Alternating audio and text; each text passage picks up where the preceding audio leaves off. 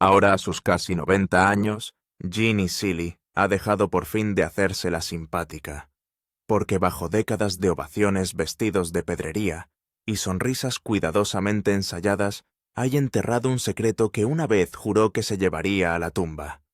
Durante años creyó que el silencio era el precio de la supervivencia, pero algo cambió. Una carta resurgió. Un nombre enterrado durante mucho tiempo volvió a salir a la luz. Y la mujer que una vez ayudó a mantener unido el gran Dole Opry con nada más que agallas y nervios, dice por fin la verdad sobre lo que casi la destruyó. ¿Qué ocurrió realmente entre bastidores durante aquel apagón de 1971? Tú no... ¿Por qué prendió fuego a uno de sus vestidos en el aparcamiento aquella noche? ¿Y por qué durante más de 50 años el Opry evitó en silencio mencionar lo que ella vio en la sala 6B? Las respuestas nunca dejaron de atormentarla. Hasta ahora. Mucho antes del secreto, mucho antes de la habitación 6B, mucho antes de que aquel vestido ardiera en llamas. Jeannie Seely era solo una niña con las manos callosas y una voz demasiado grande para su pequeña ciudad natal de Pensilvania. Su padre trabajaba largos turnos en la acería, su madre cantaba himnos mientras fregaba el suelo, y su voz resonaba en habitaciones que olían a jabón y cansancio. No había agentes musicales esperando ni contactos en la industria ni atajos.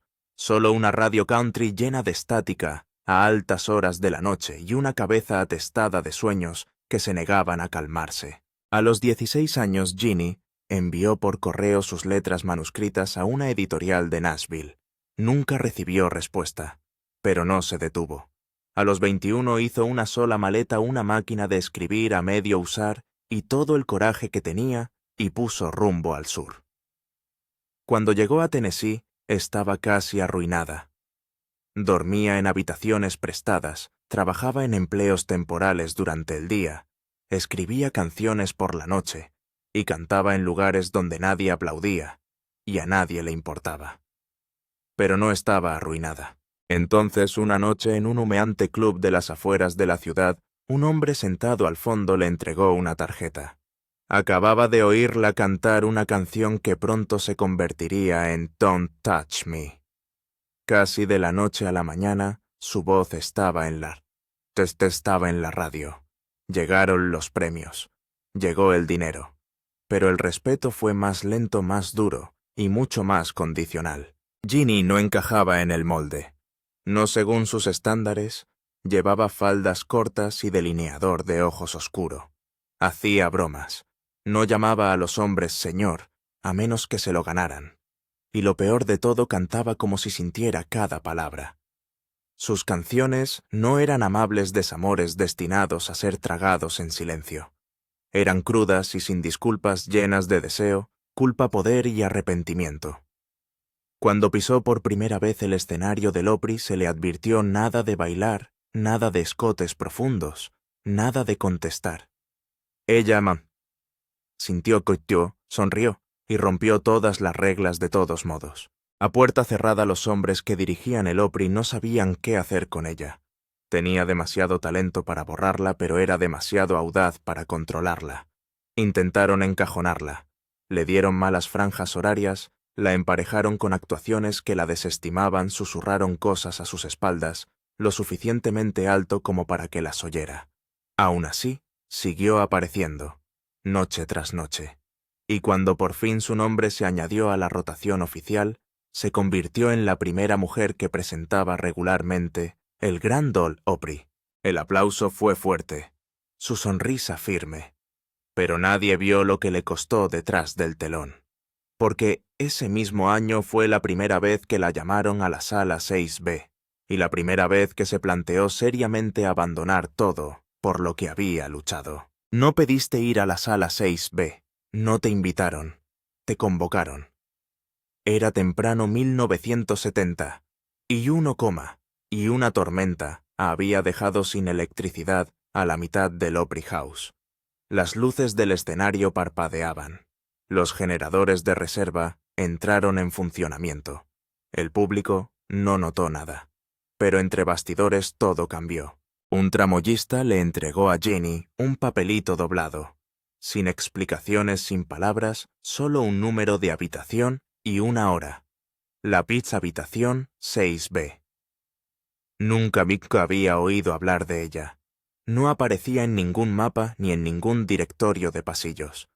Estaba escondida más allá de las salas verdes, más allá del almacén de vestuario, por un pasillo por el que la mayoría de la gente nunca pasaba. No había placa con el nombre, solo un pomo de latón y un leve zumbido detrás de la puerta como de estática o de respiración. Dentro había una lámpara, una silla y un hombre. No se presentó. No hacía falta. Era uno de los jefes silenciosos de los que nunca salen en las fotos, pero dirigen el Opry como si fuera su iglesia personal. La miró de arriba abajo, no con deseo, sino con cálculo. Luego le hizo una pregunta que ella nunca ha repetido en voz alta. Su respuesta no importó, porque lo que siguió no fue una petición. Fue una advertencia. Ginny salió 11 minutos después, pálida, silenciosa. Fue directa al aparcamiento, se despojó de su vestido, uno de sus favoritos, un vestido azul de lentejuelas, ribeteado de pedrería, y le prendió fuego. Nadie supo por qué. Un conserje vio salir el humo, y más tarde dijo que se quedó allí de pie, viéndolo arder como quien ve morir a una persona. Ginny nunca volvió a vestir de azul en el escenario. Después de esa noche todo cambió. Sus listas de canciones se hicieron más cortas. Sus introducciones se recortaron o se omitieron por completo. Se extendieron los rumores de que era difícil. Un productor la retiró de un programa de los sábados y la sustituyó por un recién llegado que olvidaba la mitad de sus líneas. Aún así siguió volviendo, siguió presentando, siguió sonriendo, y solo una vez se enfrentó al mismo hombre de la sala 6B en un pasillo. Solo dijo 5 palabras antes de alejarse. «Cuidado, cariño, no eres intocable». Esa fue la noche en que empezó a cerrar su vestidor con llave y a escribir cartas. Algunas las enviaba por correo. La mayoría las escondía en una caja bajo su cama. Cartas que esperaba que nadie tuviera que leer nunca. Hasta ahora. No eran diarios. No eran canciones. Y nunca se escribieron por simpatía. Eran discos, mecanografiados en fino papel cebolla con su vieja máquina de escribir manual. Siempre fechados, siempre firmados. Cada uno de ellos recogía algo que no le estaba permitido decir en voz alta. Las miradas, las amenazas, las indicaciones del escenario que cambiaban misteriosamente. Las noches en que su micrófono no se encendía. La vez que salió al silencio mientras el telón permanecía bajado a propósito. Ginny Seeley lo escribió todo. Cada desaire, cada humillación, cada nombre. Guardaba esas cartas en una caja de zapatos debajo de su cama envueltas en un pañuelo rojo, descolorido que su madre le había regalado antes de marcharse de Pensilvania. La caja estaba cerrada con llave. Nunca compartió la combinación, ni siquiera con su marido. Lo llamaba su póliza de seguros. Pero nunca se trataba de venganza. Se trataba de pruebas. Porque uno de los trucos más crueles que el Opry ha hecho a sus mujeres ha sido convencerlas de que nada de eso era real, que estaban imaginando cosas, que eran demasiado sensibles, que se tomaban las cosas demasiado a pecho, que nadie más que ellos tenía un problema. Ginny sabía que no era así. Había visto cómo trataban a Dottie West antes de su muerte. Había oído cómo hablaban de Patsy a puerta cerrada. Esa bocazas, ese borrachín, ese problema. No solo escribía para sí misma, estaba documentando el patrón. Pero nunca pretendió que nadie leyera las cartas. No hasta el incendio. En 1991, su segunda casa se incendió en mitad de la noche. La mayor parte de la casa se salvó, pero su dormitorio se incendió rápidamente. De algún modo la caja de zapatos sobrevivió. El calor derritió la bufanda, pero el candado aguantó. Y dentro todas las cartas estaban intactas.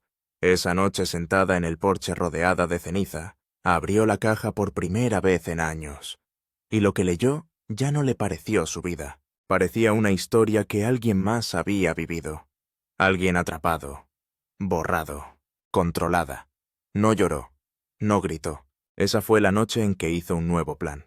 No quemar las cartas, no para esconderlos, sino para esperar el momento oportuno, para usarlos. Y al cumplir los 90, por fin llegó ese momento. Era justo después del atardecer cuando llamaron a la puerta. Ginny Seeley estaba en su cocina, descalza, preparando su habitual té de la tarde. Para entonces ya había dejado de esperar visitas. La mayoría de la gente de su edad se había ido o hacía tiempo que se había retirado de la profesión. Pero esta llamada era diferente. Suave, vacilante, casi reverente. De pie en la puerta había una joven no mayor de 30, con los ojos muy abiertos, nerviosa, y apretando una carpeta contra el pecho como si fuera a desaparecer, se presentó solo por su nombre de pila. Dijo que estaba trabajando en una tesis de posgrado sobre las mujeres olvidadas de la música country. Había conducido 6 horas con la esperanza de conocer a Jenny, aunque fuera 5 minutos. Ginny casi la despide, hasta que la mujer dijo habitación 6B. Todo se quedó quieto. Nadie sabía nada de esa habitación, no a menos que estuvieran allí, no a menos que fueran convocados, no a menos que tuvieran algo que perder. Pero esta chica no tenía nada que perder, solo algo que dar. Metió la mano en la carpeta y sacó una fotocopia. Era una de las cartas. No un duplicado, un escaneo, fechado en junio, 1971, mecanografiado en el inconfundible formato de Ginny, un relato completo de su segunda visita a la habitación. Habitación 6B. Nombres. Amenazas. El trato de manos que se vio obligada a aceptar, y la frase que lo selló todo. Si vuelvo a hablar de esto me echarán del escenario antes de que termine mi siguiente verso. A Ginny se le heló la sangre. Al parecer, en un armario del ala de archivos del Opry que no está abierto al público, esta carta estaba mal archivada dentro de una pila de diagramas del escenario. Un antiguo empleado lo había metido allí probablemente sin permiso. Tal vez pretendía devolverlo, tal vez pretendía filtrarlo, pero ahí estaba, preservado, esperando tranquilamente. La chica lo encontró mientras investigaba la distribución de los pisos. Dijo que lo leyó 3 veces antes de darse cuenta de lo que era. Lo copió y luego lo volvió a sellar en su sitio. Ginny le preguntó por qué se lo había traído. La chica hizo una pausa y dijo, «Porque creo que se lo han hecho a otros y creo que lo volverán a hacer». Esa noche Ginny no durmió. Abrió la vieja caja de zapatos, releyó cada carta y se dio cuenta de que el silencio que había protegido durante 60 años estaba a punto de terminar. Siempre había habido susurros, sobre puertas que no aparecían en ningún plano, sobre cintas que desaparecieron de la cabina de sonido, sobre miembros del Opry que se alejaron tras hacer las preguntas equivocadas, pero sobre todo estaba el pasillo, un tramo estrecho y sin ventanas que conducía detrás de la parte más antigua del edificio. Mantenimiento lo llamaba ala de servicio. Los guías turísticos se lo saltaban por completo, pero los que estaban dentro sabían que era aquí donde se tomaban las verdaderas decisiones, donde los hombres con trajes a medida y voces ahumadas se reunían a puerta cerrada y reescribían las carreras como las páginas de un guión. Ginny solo había recorrido ese pasillo 2 veces en su vida. Las 2 veces terminaba en la habitación 6B. Pero cuando la joven investigadora regresó una semana después cargada de planos registros y un cuaderno lleno de mapas dibujados a mano, dijo algo que Ginny nunca esperó oír. La sala 6B ya no existe. Según documentos arquitectónicos actualizados, la sala había sido tapiada a finales del 1990. No tiene permiso. No hay notas de renovación. Solo un espacio en blanco donde antes había una puerta. Como si nunca hubiera estado allí, y sin embargo, lo había hecho. Ginny recordaba el dibujo de la alfombra, el sonido del viejo radiador, la mancha de agua en el techo que parecía la huella de una bota. No se lo estaba imaginando, pero alguien quería que los demás pensaran que sí. Esa noche sacó un álbum de fotos y hojeó una imagen tomada entre bastidores en 1974, en el extremo izquierdo apenas visible había un pomo de latón y una placa. 6B. Envió por correo una copia de esa foto a la joven junto con una nota. Si me pasa algo, diles que intenté decir la verdad. Porque el borrado no se refería solo a la habitación. Se trataba de todo lo que ocurría en su interior.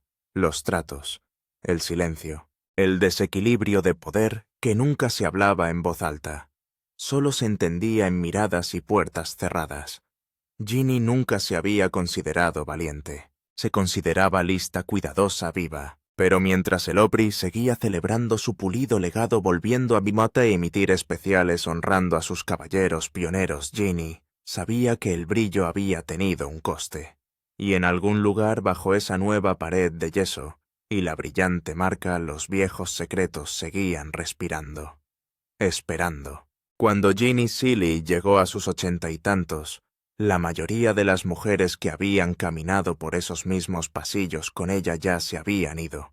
Algunas murieron en silencio, otras se desvanecieron en la oscuridad, y unos pocos demasiados no dejaron tras de sí más que preguntas.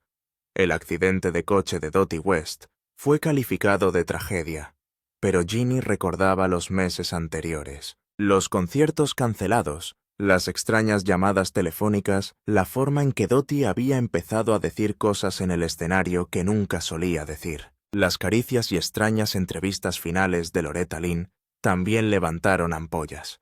Una vez le dijo a Ginny, «No nos quieren cerca cuando empezamos a hablar demasiado». Luego vino Naomi Judd, desaparecida bajo una nube oscura, con rumores arremolinados sobre lo que había descubierto en sus últimos meses.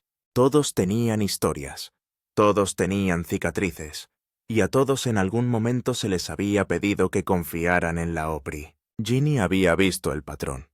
Mujeres expulsadas, reescritas o reducidas. Si envejecían eran olvidadas. Si se resistían eran inestables. Si se quedaban demasiado tiempo, bueno, la industria tenía formas de apretar la soga sin dejar huella.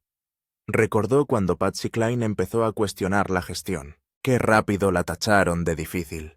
Y cuando Skeeter Davis criticó el control de la iglesia sobre la industria, la expulsaron del Opry durante una década.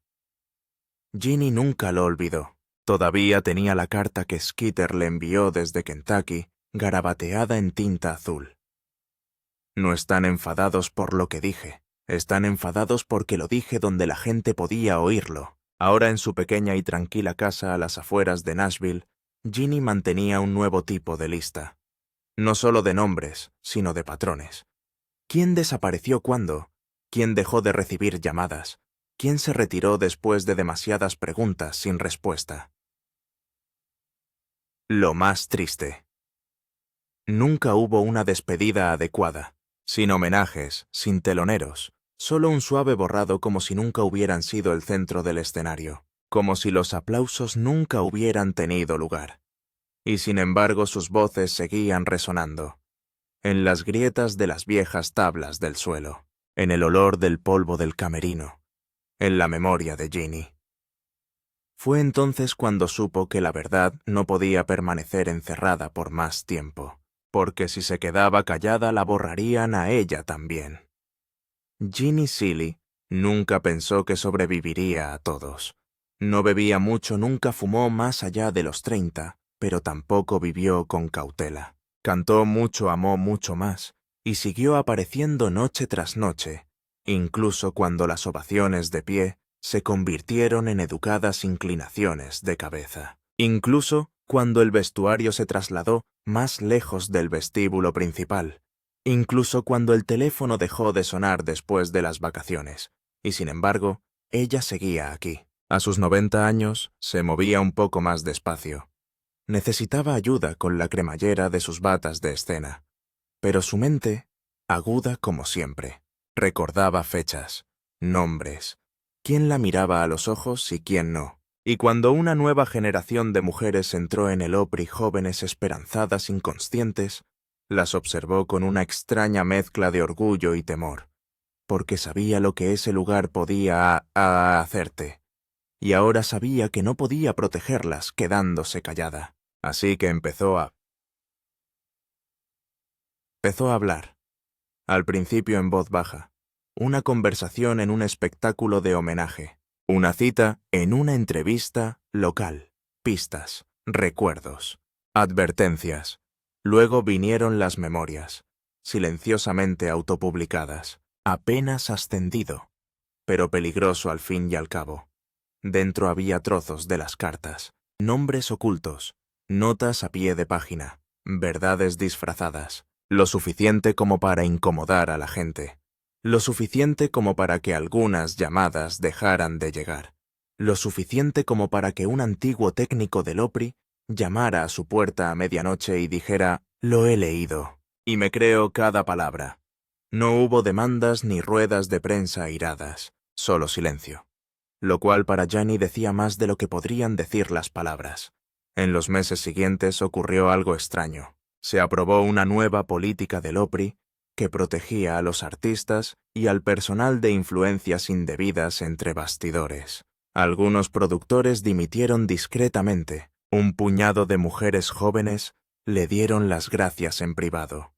Y una noche, cuando estaba de pie entre bastidores con el bastón en la mano esperando para salir al escenario por última vez, una joven cantante pasó a su lado, se giró y le susurró: «Gracias por no dejar que te enterraran».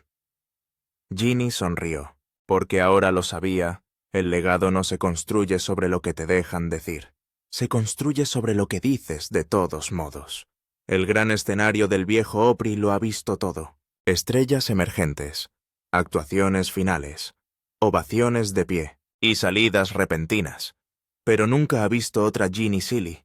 No se fue con una explosión, no pidió un homenaje. Simplemente dejó de aparecer un día, sin especial de despedida, ningún reloj de oro, solo un taburete vacío y un silencio que parecía más pesado que de costumbre. Pero algo había cambiado. Sus memorias, que en su día pasaron desapercibidas, empezaron a circular discretamente entre los artistas más jóvenes. Se compartían copias entre bastidores. Las páginas estaban subrayadas y con las orejas dobladas. Una nueva generación empezó a hacer preguntas en voz baja, y en los pasillos que durante mucho tiempo se creyeron insonorizados, volvieron los susurros. Y en el centro de todo estaba el acto final de Ginny. Ella donó la caja de zapatos. Cada carta, cada nombre, cada fecha puesta en manos de un archivo de música country, fuera del control del OPRI, sellada para su publicación, a menos que le pasara algo. Ese era el trato. En cuanto alguien intentara borrarla, la tapa se abriría. El OPRI no ha tocado su legado desde entonces. Estos días se sienta en su porche a las afueras de Nashville. Le duelen los huesos. Su voz ya no es lo que era, pero el fuego sigue en sus ojos. Cuando le preguntaron en una rara entrevista qué le diría ahora al OPRI, solo se encogió de hombros y dijo: «Os di mis mejores años». Todavía hay fotos suyas colgadas en la sala de bastidores. Nadie se atreve a derribarlos, porque la verdad es que ella no es solo una superviviente de la época dorada del OPRI, es su testigo, la guardiana de secretos. La mujer que se negó a ser silenciada.